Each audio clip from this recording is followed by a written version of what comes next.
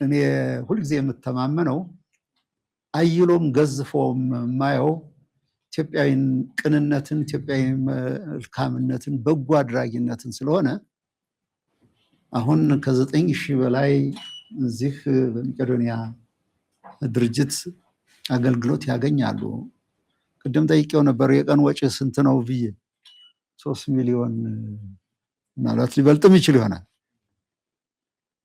ያክል ብትተጋ ምን ያክል ብትሰራ ምን ያክል ብትጨነቅና ብትጠበብ ነው የዕለት ጉርስ 3 ሚሊዮን አውጥቶ እነዚህን ውድ ኢትዮጵያውያን መታደግ የሚቻለው።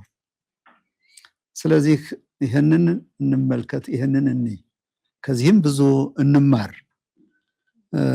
ዛሬ የምትሰጡት ኢትዮጵያውያን ወገኖቼ ወይም የምንሰጠው ድጋፍ የህሊናም የመንፈስም በረከትና አስራት ነው። ስለዚህ ይህንን በማሰብ እንረዳዳ።